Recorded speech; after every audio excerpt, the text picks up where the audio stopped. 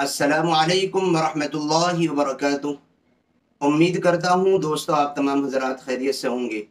अल्लाह से दुआ है जहाँ भी आप हों अल्लाह आपको खुशी और सलामती के साथ महफूज रखे। दोस्तों आज की इस वीडियो में हम आप हज़रात की खिदमत में क़ुरबानी के जानवरों में जो ऐब होते हैं उन ऐबों के ताल्लुक़ से बात करने वाले हैं कि क़ुरबानी के जानवर में अगर ये ऐब हैं तो क़ुरबानी जायज़ नहीं, और अगर ये वाले ऐब हैं तो क़ुरबानी जायज़ है। हम आपकी खिदमत में 12 ऐसे ऐब बयान करेंगे जिनकी वजह से क़ुरबानी जायज़ नहीं, और 15 ऐसे ऐब और कमियों को क़ुरबानी की जानवरों की बयान करेंगे जिन के अगर वो जानवर में हों तो क़ुरबानी जानवर की हो जाती है, क़ुरबानी पर कोई फ़र्क नहीं पड़ता है। सबसे पहले पैरों पाँव के ताल्लुक़ से जो ऐब होता है आप हज़रात उसको समाअत फरमाएं।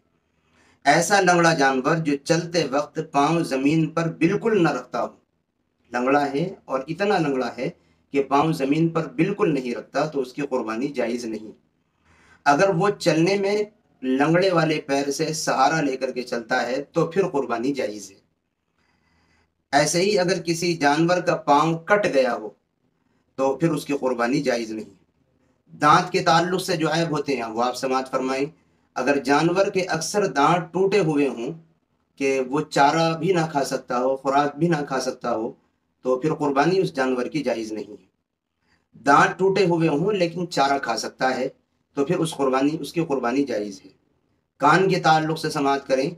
जिस जानवर के पैदाइश तौर पर एक या दोनों कान ना हों या कान का तिहाई हिस्से से ज़्यादा कटा हुआ हो तो उसकी क़ुरबानी जायज़ नहीं। या तो पैदाइशी तौर पर कान है ही नहीं, या इसी तरीक़े पर कान का तिहाई हिस्से से ज़्यादा कटा हुआ है तो फिर उसकी क़ुरबानी जायज़ नहीं।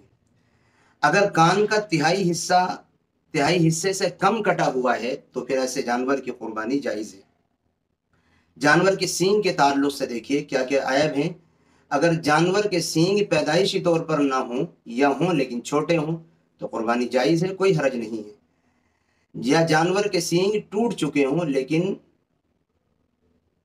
लेकिन जड़ से नहीं उखड़े, जानवर के सींग टूट तो गए लेकिन जड़ से नहीं उखड़े तो क़ुरबानी जायज़ है। अगर सींग जड़ से उखड़ चुके हों कि अंदर का गूदा और मांस भी नज़र आ गया हो और जानवर के सींग की जड़ ही ख़त्म हो गई हो तो फिर उसकी क़ुरबानी जायज़ नहीं है। दुम और पूंछ के ताल्लुक़ से सुनिए। अगर जानवर की दुम तिहाई हिस्से से कम कटी हुई है तो फिर क़ुरबानी जायज़ है। अगर जानवर की दुम तिहाई या इससे ज़्यादा कटी हुई हो तो क़ुरबानी जायज़ नहीं। बहुत से जानवरों के अंदर रसोली हो जाती है, गांठ पड़ जाती है। रसोली जिन जानवरों के हो जाएं उनके ताल्लुक़ से क्या हुक्म है वो भी समाअत कर लीजिए। जानवर को रसोली हो लेकिन इससे उसकी सेहत मुतासिर ना हो, यानी वो फिट हो और उसकी वजह से उसको कोई बीमारी या कमी लाहिक ना हो और उसकी वजह से उसकी कीमत पर मार्केट भी मुतासिर ना हो, बल्कि जो कीमत रसोली से पहली थी वही रसोली के बाद भी हो, तो ऐसे रसोली वाले जानवर की क़ुरबानी जायज़ है। अब थन के ताल्लुक़ से जानवर में जो ऐब होते हैं वो समाअत फरमाएं। ऊँटनी, गाय या भैंस का एक थन खराब हो और बाकी तीन ठीक हो तो उन जानवरों की क़ुरबानी जायज़ है। अगर ऊँटनी, गाय या भैंस के 2 थन खराब हों तो क़ुरबानी जायज़ नहीं है। 2 ठीक हैं 2 खराब हैं, ऊँटनी, गाय, भैंस वगैरह के। जिन जानवरों के 4 थन होते हैं अगर उनके 2 खराब हो जाएं तो उनकी क़ुरबानी जायज़ नहीं। बकरी का या भेड़ का या जिन जानवरों के 1 थन होते हैं, 2 थन होते हैं, अगर एक खराब हो जाए तो उनकी क़ुरबानी भी जायज़ नहीं। जानवर के थन से दूध निकलता हो अगरचे कम निकलता हो तो क़ुरबानी जायज़ है।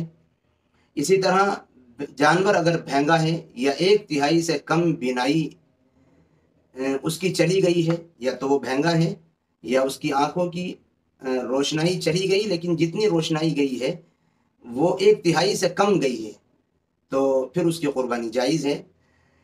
इसी तरह काना या 1/3 से ज़ायद जिस जानवर की रोशनाई चली गई हो या जानवर अंधा हो उन जानवरों की क़ुरबानी जायज़ नहीं, ना तो काने की और ना ही ऐसे जानवर की जिसकी रोशनाई 1/3 से ज़्यादा चली गई हो या बिल्कुल ही अंधा हो, इन जानवरों की क़ुरबानी जायज़ नहीं है। नाक के ताल्लुक़ से समाअत कीजिए। जिस जानवर की नाक कटी हुई हो उसकी क़ुरबानी जायज़ नहीं। अगर रस्सी डालने के लिए नाक में सुराख कर दिया गया हो, जानवर को नाथ दिया गया हो जिसको बोलते हैं, تو اس سے بھی کوئی فرق نہیں پڑتا، اس جانور کی قربانی بھی جائز ہے۔ زبان کے تعلق سے، جیب کے تعلق سے کیا عیب ہے اور وہ بھی سماعت کر لیجئے۔ جس جانور کی آدھی یا اس سے زائد زبان کٹی ہوئی ہو اس کی قربانی جائز نہیں۔ آدھی یا اس سے زائد اگر جب زبان کٹ گئی، جیب کٹ گئی، تو اس جانور کی قربانی جائز نہیں۔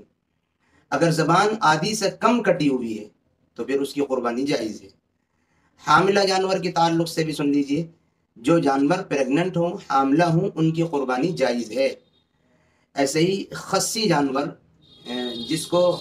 جس کی خصیتین نکلوا دیے جاتے ہیں، جس جانور کو خصی کیا گیا ہو اس کی قربانی بھی جائز ہے بغیر کسی کراہت کے۔ بہت سے جانور بہت کمزور اور دبلے ہو جاتے ہیں، کون سی کمزوری ایسی ہے جس کی وجہ سے جانور کی قربانی جائز نہیں ہوتی، وہ سماعت کریں۔ بہت زیادہ کمزور جانور جس کی ہڈیوں میں گودا باقی ہی نہ رہے، بالکل ہڈیاں ہی ہڈیاں ہیں، ڈھانچہ ہی ڈھانچہ ہیں، تو پھر ان جانوروں کی قربانی جائز نہیں ہے، وہ چاہے کوئی بھی جانور ہو۔ جانور دبلا پتلا ہو لیکن چل پھر سکتا ہو، اپنی طاقت پر اور اپنے جسم اور جثے کے اعتبار سے وہ چل پھر سکتا ہو، چل کر قربان گاہ کی جانب جا سکتا ہو، اگرچہ وہ دبلا پتلا ہو، تو پھر اس جانور کی قربانی جائز ہے۔ دوستو، یہ جانور کے 12 ایسے عیب ہم نے بیان کیے ہیں کہ اگر وہ جانور میں پائے جائیں تو قربانی جائز نہیں ہوتی، اور 15 ایسے عیب بیان کیے ہیں آپ کی خدمت میں کہ اگر وہ جانور میں پائے جائیں تو وہ عیب تو ہیں، لیکن ان عیب کی وجہ سے قربانی پر کوئی فرق نہیں پڑتا، قربانی پھر بھی صحیح ہو جاتی ہے۔ امید کرتا ہوں ویڈیو آپ کو بہت پسند آئی ہوگی۔